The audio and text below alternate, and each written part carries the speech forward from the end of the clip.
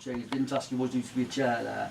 I asked you if the bedroom could change, and that's why I'll let you make the word saying, yeah, there used to be a chair there about me, you know, prompting it. Right, drop those two. But she's very happy with this lady.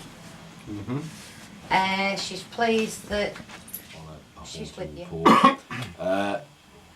History that we have got so far is quite staggering, to be fair. I've been on the National Archives and had a look at some stuff that happened here. Julie came up with the name Colin. Reading Jade's notes, there was a working men's club here, correct? Yeah, there was a Colin Wilson who was a licensee of the working men's club. I don't know where the working men's club was. Right, here, where is it? Right. So at the moment, until she gives me a second name, I'm not going to give her a point, but I can say that there was a Colin who was a licensee there, and it died in this area. Where he died in this area, I don't know. I'll find that out. I'll find out where he's buried in it as well. The archives are just being slow to read, which is normal. Sally, allegedly we think it's the dog. Mediumship's very tricky, and if it's presenting as Sally, who is a female, it may stop there and it may say Sally's a female, in which case Sally could be a female fish, and it won't tell you that. It will just say Sally is a female, and it's bloody annoying when it cuts off. So whether we accept that Sally is the dog and leave it at that, or whether we go to something else that we found out, I don't know, because there's two Sallys in this house. One's definitely the dog, because Mark's already said about the dog. The other one is a 7-year-old female who was killed standing in your back garden as a row of trees. Behind that row of trees with poppies. She was killed there. Really? Yes, in 1953. What, was she murdered? No, she was killed. This is where it gets very interesting. You've got to go into the military archives to find this information out. She was killed. Glider versus a Gloucester Meteor, which apparently is a biplane. It was a tug biplane which was used to launch gliders.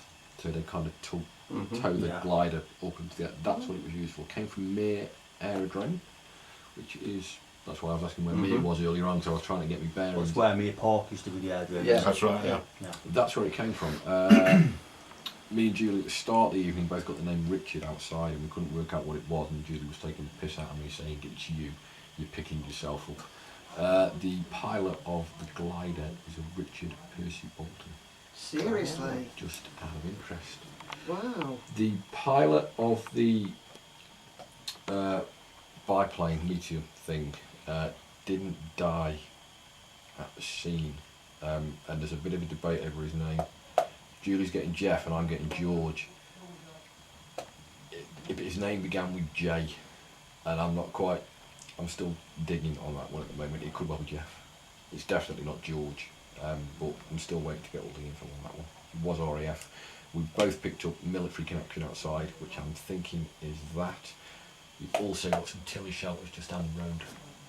Both picked up, this threw me a little bit, we both picked up smoke outside. Now I thought at first I was going to attribute the smoke to the plane crash.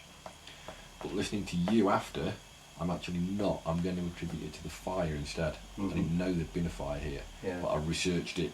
After you mentioned it, I jumped on the archives and researched it, and yes. Well, Janet got that too. Right. That was about 12 years ago, wasn't it? Jan's got Mr. that. B's Jan went up, wasn't it Mr. B's? No, it was... Jan had a big fire. It was Shukri's newspapers. Right. I knew there was a The fire in this area. explosion! Shit! Explosion. Yeah? Of course. Yeah. Back to the main road, They where set Joe's fire to pantry it, is. Carry on to the end. Yep. There was a newsagents there, Yeah. and it was Greeks. They were Greek. They were Greeks, and when they didn't. Wasn't that the top? That's a bit. It was a gas explosion, wasn't it? Canisters, Yeah, gas I know canisters. exactly Yeah, what you it mean. was, Yeah, yeah. but they Inside. got her daughter, the two that owned it were the old couple, and it was their daughter And her husband. that took it And over, they set fire. and They set fire to it for the insurance. That's the right. reason why they did it is because the chappie, his name was Colin, who was. Have you got Colin down there? Colin. Yeah. Colin. Yeah. Oh crap! That So was. that's two Collins that we've got that have died around here that we definitely know of. What was his other name? Colin what?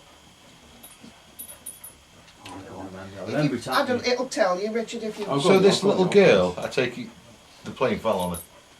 She was killed in the fallout from the plane.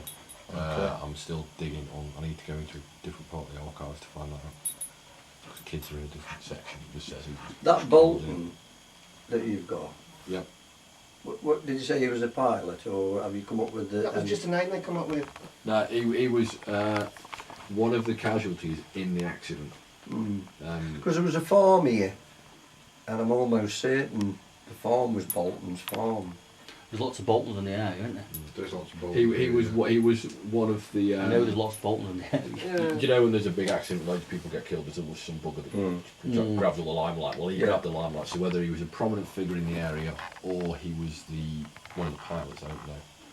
But he was 24 years old. He was a male, he was engaged, he was married, and he was buried at Stoke-on-Tern Cemetery, which is near Market Drayton. Don't know why he was buried there, but he was. So, It can't have been local then, because he'd been buried in Bursum yeah, Cemetery. exactly, yeah. Yeah. If he was local. Yeah, you think. Yeah. 'Cause that's the only cemetery around here, isn't it? Well, there's Smallthorne, Small Bearsley.